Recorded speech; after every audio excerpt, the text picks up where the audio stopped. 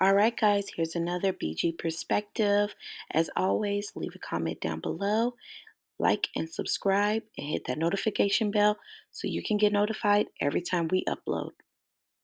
When I was 24 years old, I filed for bankruptcy and I feel like I'm finally ready to talk about it. I feel like a bit nervous about talking about it because people probably don't see it, but whenever I get like hateful and rude comments, I just delete them. So I feel like this is opening me up to that.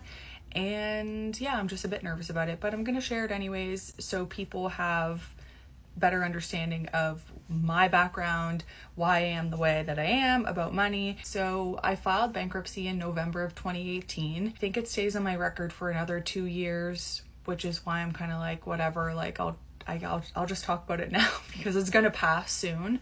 But yeah, so basically what happened is, I won't get into the whole long story, but I ended up racking up $25,000 worth of like credit card and line of credit debt. I didn't have the proper education on money and on budgeting.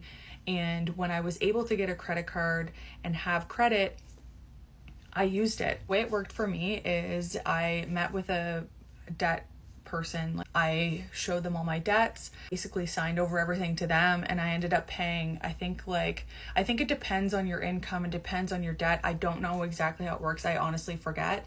I ended up paying like $180 a month for 9 months, and then my debt was cleared. Didn't include my car because I never missed a car payment, and I didn't include my student loan because it was too new, and if it was like within 5 years, your student loan had to be more than 5 years old, I think. I know that people are probably going to ask about that, like, why didn't I lose my car? I want to get rid of it, and it's obviously very hard to get a car and get a new loan with a bankruptcy on your record. So this is why I am so like budget conscious, and I really do try and spend responsibly as best I can, and why I'm kind of like uptight about money and like everything needs to be perfect. Plus the fact that I live by myself and I'm the only person that pays the bills, like it only falls back on me. I don't have anything else to rely on, so that is why I am the way I am about that. And while yes, you can say, why would you listen to my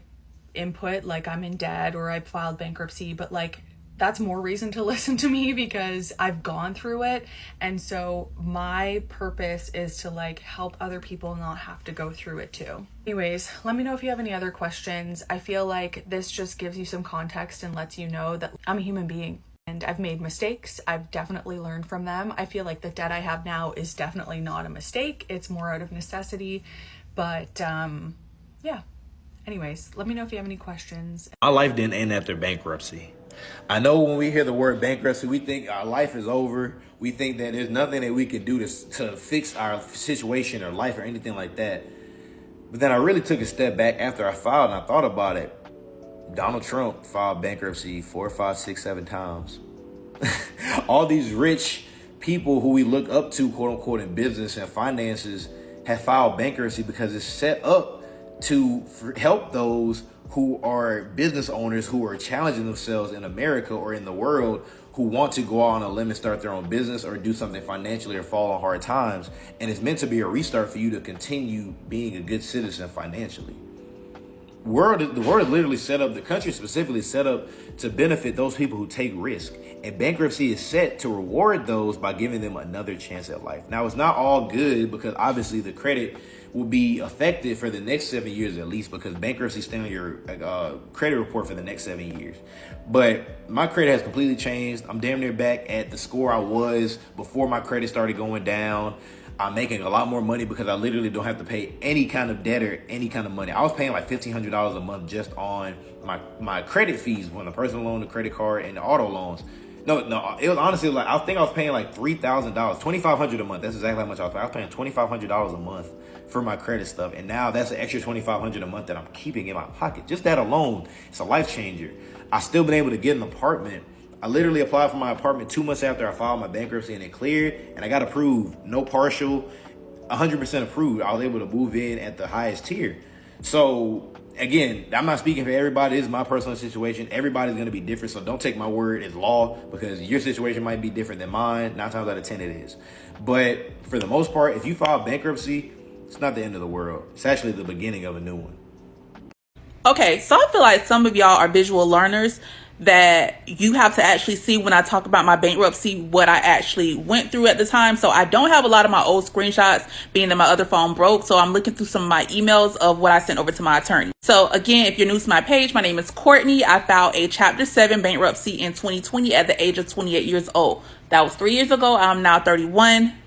And guess what? I'm still alive after filing bankruptcy. So I just talk about my experience in my bankruptcy. And no, I do not try to glamorize bankruptcy. I just try to show people options of what they have of life after bankruptcy. So again, you guys, so I had 3 credit cards that I put in my bankruptcy. Again, I was in the 700s when I filed bankruptcy. I just had over $50,000 worth of debt that I need to get rid of. And I already know it's going to be some people in the comments who say, well, why didn't you try to budget and pay that off versus filing for bankruptcy? Well, again, everyone's financial situation is different. For me, the only thing was increasing was my debt, and my income was decreasing because I was going through a career change and everything in my life. So for me, that was the best option. So this is one of the 3 accounts that I had. This is the only screenshot that I could find. This is one of my Bank of America accounts. And again, I filed with less than $500 in my checking and savings accounts altogether. Because I know some people are like, well, how did you file bankruptcy and things? For me, everyone's, again, situation is going to be different. But my lawyer, we were able to file with me paying the state filing fee. And then I was on a monthly payment plan. So mine in Florida was around $2,500. I paid the $338 or something for the state filing fee. So they went ahead and filed for me when it went to court and everything like that. And then I was on a monthly plan of like $181 for the next year or so. So that's how I personally was able to afford my bankruptcy. Again, you can do it yourself, filing through upsolve.org, or you can always reach out to different attorneys to see what payment options they have available. Everyone is different, so you have to do your research. But as you can see in my checking account, this was December 2019, right before I filed. I only had $160 in my checking account. And for the last year or so, that's how my accounts were. It was very, very low, where I had around $1,000 or $2,000 less in my account, and majority of that. And as you can see, this is my credit card, my 123 Bank of America Cash Rewards credit card, where I had $10,790 of balance on my credit card. And the credit limit of that was $11,000. So normally the screenshot wouldn't look like this. It would look like over the limit, like $11,200. The only reason why it's under $11,000 is because I just made a credit card payment, and the new statement didn't close with the interest yet. And it was just like a revolving cycle. And if you know, if you've already filed bankruptcy, you already know that when you have these high credit cards with these high interest rates and things like that, me paying the minimum, so the minimum on this credit card was probably like $280 or $250 a month with this high balance, which is perfectly normal with that. But soon as I paid that $250 minimum payment, soon as that statement closed for that next month, the interest rate hit, and then now, boom, I'm back to square one of being over my $11,000 limit. So for me, it was just so much financially that I could not afford it any longer. So that's why I just thought it was just going to be a never-ending revolving cycle of me just paying that down.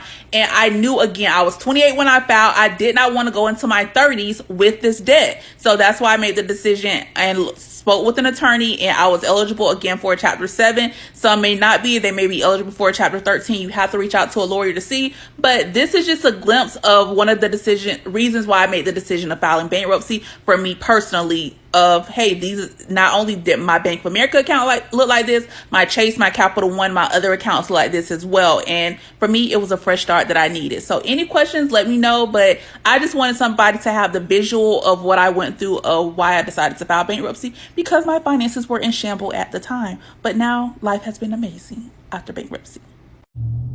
So I chose to file Chapter 13 because, well, I had to. I made too much money at the time. I'm a healthcare professional, respiratory therapist, so I made too much.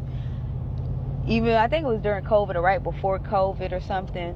But I made too much, so in the state of Georgia, that was the only option that I had, was to pay my partial debts back. I want to say I was $95,000 worth in debt. Some credit cards, some loans, a vehicle. A lot of it just came from being in a bad relationship, making bad decisions on my part, co-signing on vehicles, expecting someone to pay their part of the bills or to keep a job. Nah, you can't expect people to do right. I mean, yes, you try to give them the benefit of the doubt, but You know, it is what it is. But I chose Chapter 13. Well, like I said, I chose to do bankruptcy because I had did a debt consolidation loan before. It was just a lot, and I don't regret it. I will tell anybody, if you do Chapter 13, I was able to keep all my stuff. I had a house. I had to keep my house. I had a vehicle. I had a motorcycle. I got to keep all of my stuff. It was used as collateral. Like my vehicle, it was in the bankruptcy, so they made the payments for me. That way, if I, didn't pay, they would sell the vehicle. My house, I made my own payments with my house. I kept my house, but it is still was used as somewhat like collateral if I were to default. So it's been, I think it was 5 years that I did, and I had everything I needed or wanted. Honestly, it's hard. You can't get new debt, which I think it slowed me down a little bit, which is a good thing. So it wasn't a bad decision for me because I had a lot of what I wanted already and needed, and I was able to save and actually had all my debts, no collections calling, all my debts in one little payment. And one little, about $1,300. So it ended up being towards the end like $1,600, but $1,300 for the 5 years, which it did include my truck payment. So actually it was less than $500 that I had to pay a month towards that. So it worked out for me. I don't regret it. Now being at the end of it and over it, rebuilding is part of the problem. I have, my house is an actual rental property now, so if I wanted to rent a house or an apartment, I can't. At least they say at least a year that you have to be discharged, so when the paperwork is signed and filed with the state. So that's the only downfall right now with me. But I live in a camper. My camper is paid for. I was able to pay for that. So, but that's why I chose Chapter 13. Some people have asked me that. So, hey. This is part 2 of filing for bankruptcy. I filed for Chapter 7 bankruptcy last January. I've been able to build my credit score back up now to the low 700s already. It's only been a year and a half. I don't know why bankruptcy has always been so scary, because I was actually really scared of it too. I'm like, oh my God, I'm not gonna be able to do anything. I'm not gonna be able to have anything. But really, the only thing that it affects for a couple years is credit cards. So whatever credit cards that you have them close and completely pay out, because for a Chapter 7, everything is wiped that you give to them. But whatever accounts you close, you cannot open accounts with them for like years. Like, I had an American Express, and so I don't think I can get an American Express at least for another like 3 years, which kind of sucks, because if you're a person who wants to use those like rewards for credit cards, then you can't do that for like at least 5 years. It just depends on the credit card company. But there are credit building credit cards. So I got one with a bank called Credit One. I literally think my limit when I first got it was like $300, but I only got it to build my credit back up. And then also too, my mom added me as an authorized user on one of her credit cards because she has great credit and she uses her credit cards responsibly. So that also helped me build my credit up. If you have a family member or a friend who is willing to add you as an authorized user and they have great credit, that is a really good option to help you build your score up. I think that's probably the biggest factor in how I got my score raised so quickly. But I would use that Credit One card, like I would literally put like gas on it and then pay it off every single month. The biggest thing that's going to help build your credit, I mean, I'm not like an expert in this or anything, but I've helped a couple people with this advice, but just keep a zero balance every month. Like, don't let a balance carry over, which obviously if you're going to be filing for bankruptcy, you really, really need to be responsible. Like the credit card balance I have now, like I use it for groceries and everything, and then I pay it off every single month. I have a zero balance, but I'm only using it to keep building my credit back up. So truthfully, the only con is that you gotta wait a couple years to buy a home or anything like that. I had no problem getting my apartment. The bankruptcy wasn't a factor at all, and I did tell them about the bankruptcy when they did my background check and everything. That didn't affect anything. I personally was unable to get a car, so I did get this car after I had already started the bankruptcy process, and it's in my dad's name right now. My parents are literally God sent. Like, they do so much for me and my brother. But my car is in my dad's name right now until I build my credit back up to a point that I can put it in my name. So what I'll do probably at the end of this year, or maybe at the 2-year mark of my bankruptcy, is refinance my car and get it put in my name. But the car I had before was perfectly fine. The bankruptcy didn't affect it at all. Truthfully, the attorney that you use does everything for you, and they'll make sure that, you know, certain assets are not touched. I think where it does get tricky is if you do have like family assets and things that you own, stuff like that. But I personally, like, I went into it, I had nothing to my name, really. I didn't own anything. I was paying on my car. Like, I'm just a girl. But it took so much of a burden off of me, and I think that is the best part about it, because I just kept getting myself into a deeper hole, because the more that I had to pay, the less money I actually had to use in my day-to-day life. So then I had to keep using my credit card. So it was just like a vicious cycle, and the bankruptcy just allowed me to start from zero. Like, I had no debt. It also, I want to mention too, you can't use it for student loans, but everything else, yes, for the most part. But being able to start from zero and not having that payment every month literally just, it woke me up too, because I don't want to have that vicious cycle of, oh my God, I can't pay my credit card bill, like, or having to continue to use it because I'm spending all my money paying towards the bill. Like, it just, I don't want to live like that. And so this was just a reset for me. And at the time I was, how old was I? I was 25 when I did it. And so now I'm about to turn 27 this summer, and I'm good. Like, I'm at a place where I can put money in savings and not have to put that money toward a credit card. And so that's why now the goal is to buy property and to have something for me and my son and start setting us up and building generational wealth. It truthfully was just a reset. And yes, there's a couple years where there's some things that you can't necessarily do. But to me, the things that you can't really do, like, they're not that deep. If you have a good, reliable car, you're good. You don't need to get a new car, but it definitely gives a breath of fresh air. Everybody's situation and everybody's process is going to be a little bit different with it, because like I said, I had nothing to my name, so it was relatively straightforward. But that's why you meet with the attorney and go from there. And somebody commented and said that a lot of employers offer like programs that will help you pay for the bankruptcy. But yeah, life has been fine. And then I just got approved for my second credit card. I got a credit card with Capital One, which is the one that I posted in the screenshot in my previous video. That's the one that I use on a day-to-day. I didn't really like the Credit One credit card that much. The only reason I got that one was because it was the only one that is like for people who file bankruptcy and are trying to build their credit back. But I'm definitely a Capital One and American Express girly, so I wanted to start rebuilding my trust with those companies so that I can, in a couple years, get like the travel rewards and everything like that. But for the Capital One card, now that I'm a year and a half post bankruptcy, I got approved for a $3,000 limit. But I never take it past 1,000. And again, I pay off the balance every single month. It kind of sucks, because if you're filing bankruptcy because of credit card debt, then like a way to build it back is to get a credit card and start working from scratch. But I know that can be a little intimidating and scary for some people, being that they're fresh out of a bankruptcy situation. But just really do some research and some digging and have some self-control and self-discipline when you get that credit card. Like, I don't even pay attention to that $3,000 balance. Like, if I don't have it in my checking account, I don't have it. And I'll have it in my checking account, but still use my credit card so that I can show that I'm making my payments on time, paying off the balance in full, not carrying large balances. And that is what's helping me grow so fast. Sorry if this was like super repetitive. I just wanted to make sure that I touched on everything. But if you have any other questions, please let me know.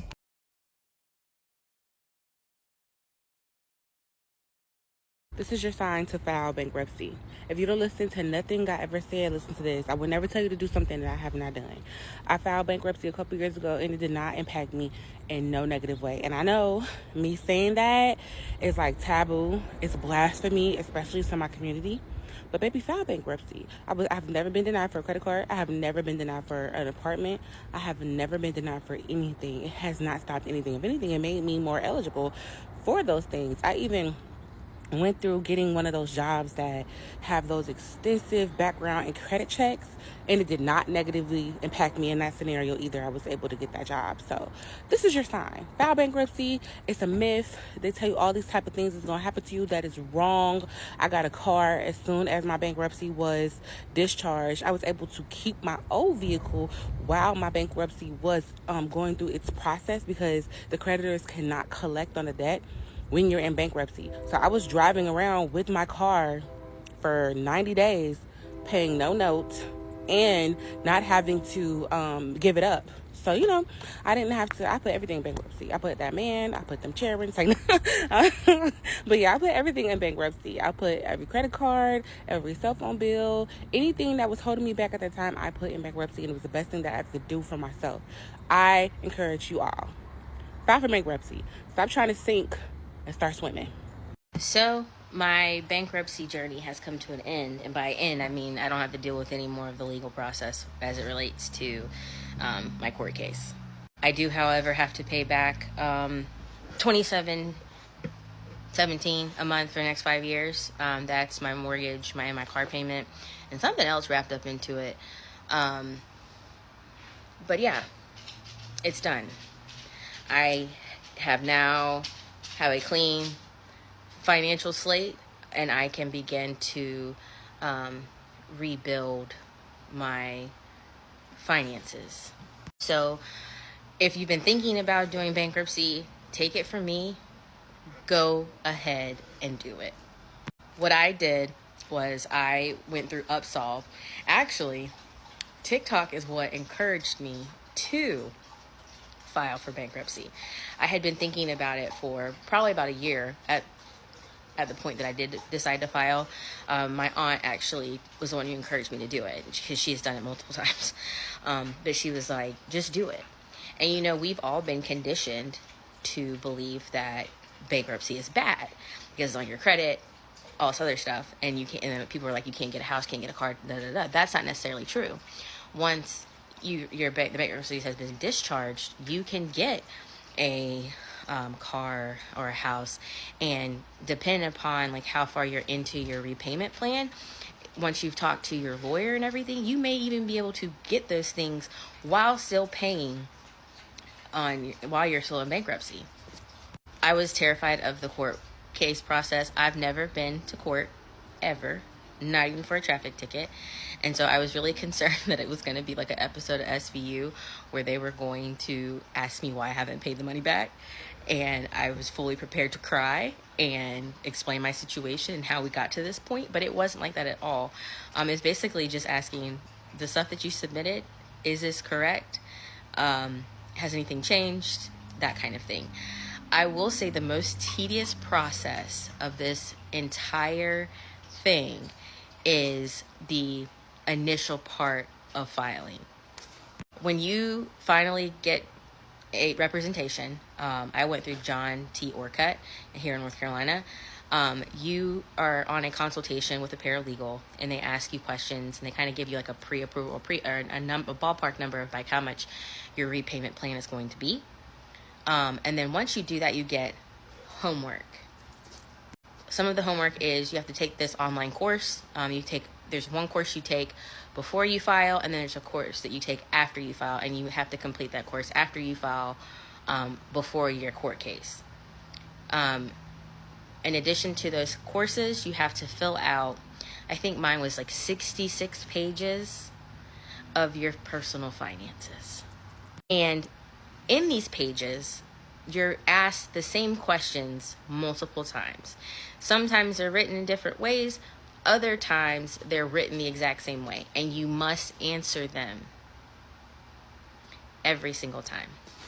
I got bored one day and got frustrated because I was like, I'm so sick of answering these damn questions. Like, why am I keep answering these questions? And it is because they want to make sure that the information that you've provided in the beginning of the packet is the same as the information you provide in the middle of the packet and at the end of the packet. So that is how they catch you if you're not being truthful and honest. Obviously, if you've gotten to the point of needing to file for bankruptcy, you're going to lay it all out because they're going to find out about it anyway. So once that's done, if there's any documents that you're missing, anything that the attorney needs, they'll reach out to you. And then once it's been filed, you just wait for your court case. So my case was filed July 5th, and my court case was this morning. So it's essentially a month after it filed. That's when my court case was. Like I said, my first payment of $27.17 is due in this month, but I have it scheduled for the 25th because that's when I get paid. So I was like, they get their money first, and I will figure out how to pay the rest of the bills, because that 2717 was going to allow me to keep my house and keep my car. The questions that I asked the attorney today during the court case was if I get a promotion or if I, get a change in job or I get, an increase in my income, will my monthly payment change? And they essentially said it would have to be like a life-altering amount. And obviously, like, it's a case-by-case basis. So they said yes and no, but it would have to be something that's just like astronomical. The other question I asked was, in the next 5 years, I hope to be married again. And, if I get married, will my new spouse be affected or responsible for my bankruptcy stuff? So I don't want to marry someone and then they are going to assume the liability of my bankruptcy. And the answer to that question is no. So any potential partner that I'm going to have will not be responsible for my bankruptcy stuff. A lot of people ask me, what made you do it? And I was already in a bad financial spot. Obviously, I was out of work for 7 months, and then I just could not catch up. And I was essentially just drowning in debt that was accumulated over the 10 years that I was married and things of that. Like, I assumed all of the marital debt. I know I shouldn't have had to do that, but we're not going to get into that. And I was already embarrassed that I never had money. And I was like, how much worse can it get? And a lot of people won't file for bankruptcy because they want to get a house or a car. I already had both. My Jeep got repossessed in February, and I've lived in my house. So I'm already in a place where most people are trying to get to. So filing for bankruptcy, I filed for Chapter 13, I forgot to mention that, allows me to keep my house and my car. Now, in the event that I want to sell my house or sell my car and get something new, I have to reach out to my attorney to see if I'm able to, because I think there's like stipulations and laws that they have to abide by. And if what I'm trying to do doesn't fall within those guidelines, I may not be able to do it.